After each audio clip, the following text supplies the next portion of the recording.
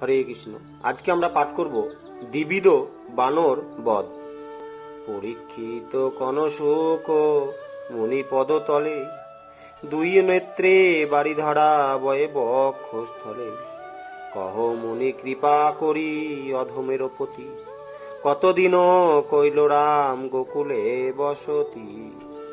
বিস্তারিয়া বলরাম লীলা প্রভু কহ, শুকদেব কননীপ শ্রবণ করহ। মিনে পূর্ণ শশধার করিলেন রাস, বৈশাখে গোকুলে রাম করিলেন বাস। 2 মাস বসতি করিয়া ব্রজপুরে, ব্রজ হতে গেল রাম দ্বারকা নগরে। ঘর দ্বার ভাঙি কষ্ট দেয় পূজাগণে, জলেতে ভাসায়া কভু পোড়ায় আগুনে। পূজাগণে কষ্ট দেয় তারা পেয়ে ব্যথা, একদিন গেল বলো রাম আছে যথা। নারী সঙ্গে পর্বতে বিহরে হল ধর, দেখিল নয়নে তাহা দ্বিবিধ বানর। সুগ্রীবীর মন্ত্রী মৈন্দ কপি সহদর, অযুত বারণ বল ধরে সে বানর। পর্বত পাদ পরি উঠি শীঘ্র গতি, রামেতে দেখায় মুখ করিয়া বিকৃতি। মার্গ দেশ দেখায় হাস যে খল খল, দেখিয়া পাইল ভয় রমণী সকল।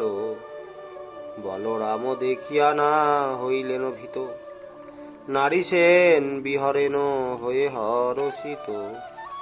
পুনরামে ব্যঙ্গ করে দ্বিবিধ বানর, দেখিয়া রামের কোপে কাপে কলে বর। সেই পর্বতেরও এক সিংহ উপাড়িয়া, দ্বিবিধ বানরে কোপে মারেন ফেলিয়া। দ্বিবিধ না ব্যথা পায় রামেরও সে ঘাই, ব্যঙ্গ করি পুনঃ হলো ধর কাছে যায়। বারুণী পানেরও পাত্র নারীরও অম্বর, লোয়ে লম্ফ দিয়া ওঠে বৃক্ষেরও ওপর। দেখিয়া রামেরও বড় ক্রোধ হইল মনে, আদেশিয়া মুসলেরে আনিল ততক্ষণে। মুসল ধরিল রাম দেখিয়া বানর, পর্বত ফেলিয়া মারে রামেরও উপর। বৃক্ষ সব উপরিয়া করে বরিশন, ফুরাইল বৃক্ষ নিষ্পাদন হইল বন।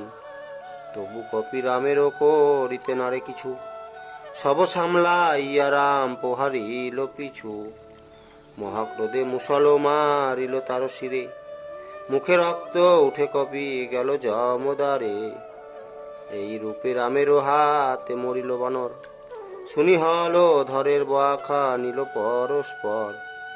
ব্যাসকৃত ভাগবত পুরাণেরও সার, যে শুনিবে সে হইবে এভাবে হরে কৃষ্ণ।